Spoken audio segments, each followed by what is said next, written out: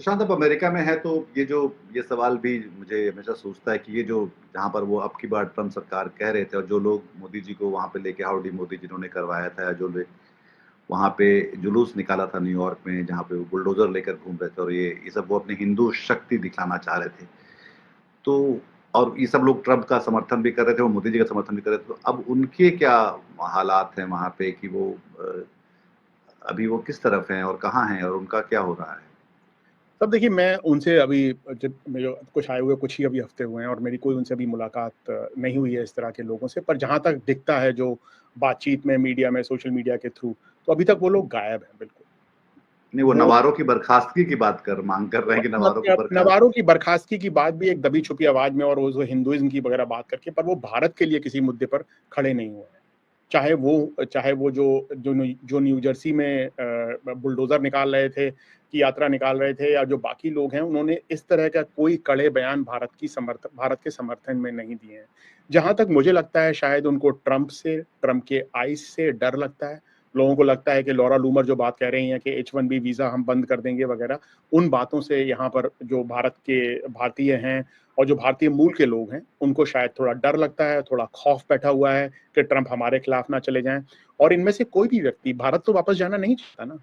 ये सब वो लोग हैं जो भारत को छोड़ कर आए हैं और इनका तो इरादा यहाँ रहने का है। तो अगर ट्रम्प साहब उनको ज़रा-सी धमकी देते हैं, या इनके ज़हन में भी ये डर है कि ट्रम्प साहब हमको यहाँ से निकाल कर फेंक देंगे भारत, तो इनकी तो ज़िंदगी का जो पूरा जीवन का जो उद्देश्य है, वो खत्म हो जाएगा। तो मुझे लगता है कि सबसे बड़ा डर उनके अंदर इस बात का है जो नहीं हुआ है। मैं थोड़ा कि इसके उनको आगे ह जाऊँ। ह हथ हथकड़ियों और बेड़ियों में बाँध के उनको जो है हथकड़ी और बेड़ियों में बांध अमृतसर में। के या सैन्य जहाज़ों के थ्रू उनको उनको लोगों को ना भेजा जाए, वो डर है। वो डर है क्योंकि जिस तरह से आइस घूमती है, जिस तरह से आइस हरकत करती है, लोगों के ज़हन में वो डर है और लोगों को लगता है कि अगर हमने कुछ ज़ोर से बोल दिया और उन्होंने देख लिया सोशल मीडिया पर, या ट्रम्प जब हम वापस आए तो सोशल मीडिया में पकड़ लिया या वीज़ा के पे पकड़ लिया, तो हमारे लिए बहुत बुरी स्थिति है। मुझे लगता है कि उसका बहुत बड़ा डर है।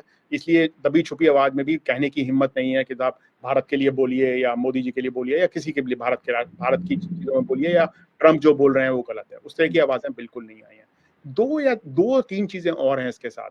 भारत के जो बहुत बड़े भारतीय मूल के लोग हैं, जो कि टेक्नोलॉजी कंपनीज़ के हेड हैं, लोगों को बड़ी उम्मीदें थी कि साहब ये खड़े हो जाएँगे, ये तो भारतीय मूल के लोग हैं और ये हमारे हैं और यहाँ पर करेंगे। पर आपने देखा कल या परसों ट्रम्प के साथ जब वो लोग बैठे हुए थे, किस तरह की ट्रम्प की वो लल्लो-चप्पो कर रहे थे और किस तरह की मतलब बिल्कुल उनके साथ जो हरकतें हो रही थी, वो उन्होंने उनमें से कोई भारत के लिए नहीं खड़ा हुआ है।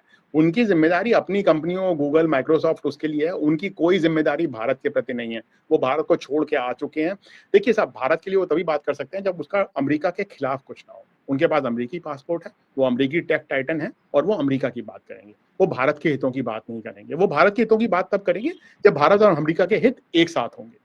जब भारत और और जब अमेरिका उनकी कंपनी के हित उससे जुड़े हुए हैं कि हाँ, जुड़े हुए इंडिया में होंगे, उनके और अगर दफ्तर है। अमेरिका के हित की बात होगी और अमेरिका के हित भारत के हित के साथ नहीं जुड़ रहे हैं, तो वो अमेरिका की बात करेंगे, जो कि हमने साफ टेक्नोलॉजी कंपनीज के साथ देखा। तीसरी चीज़ जिसके बारे में लोग बहुत कहते थे हिंदुस्तान में कि साहब कांग्रेस पे, हिल पे हमारे पास बाई पार्टिसन सपोर्ट है, कि चाहे सेनेट हो, कांग्रेस हो, डेमोक्रेट्स हो, रिपब्लिकन हो, सब हमारे साथ हैं। पहले डेमोक्रेट प्रेसिडेंट आए, रिपब्लिकन प्रेसिडेंट आए, बुश रहे, ओबामा रहे, क्लिंटन रहे, सब हमारे साथ थे। बाइडेन भी, कभी नहीं, भारत के लिए कोई प्रॉब्लम नहीं है। तो अगर व्हाइट हाउस में थोड़ी प्रॉब्लम भी होगी तो कांग्रेस बड़ी जोर शोर से हमारे साथ खड़ी होगी। तब कांग्रेस से एक आवाज आई है रो खन्ना की, उसके अलावा कोई आवाज नहीं आई है। और रो खन्ना ने भी ये कहा है कि इंडियन अमेरिकन कहाँ हैं। रो खन्ना ने actually, I don't know if you seen the statement, Ro Khanna का स्टेटमेंट ये है कि भैया इंडियन अमेरिकन कहाँ हैं, चुप क्यों हैं, इंडियन अमेरिकन क्यों नहीं बोल रहे हैं। आपको लगता है प्रमिला जयपाल बोलेंगी आपके लिए, जिनसे कि जयशंकर ने मिलने से मना कर दिया था?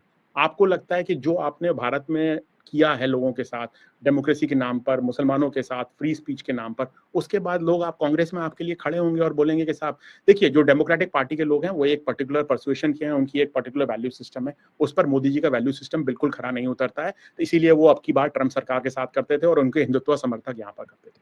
जो हार्डकोर रिपब्लिकन है वो भारत को चीन के चश्मे से देखते हैं। वो उनका एक रियलिस्ट जो नॉन ट्रम्प रिपब्लिकन रिपब्लिकन जो हुँ। पार्टी, उनका इंटरेस्ट है कि आप चीन के खिलाफ हमारे साथ खड़े होंगे, क्या हमारे लिए आप उपयोगी हैं, चीन को दबाने के लिए, चीन को कमजोर करने के लिए। तो भारत की एक यूटिलिटेरियन वैल्यू है नॉन ट्रम्पियन रिपब्लिकन्स के अंदर, और उस वो भी भारत की मदद करने को किसी तरीके से अभी तक मुझे आतुर नहीं दिखे हैं।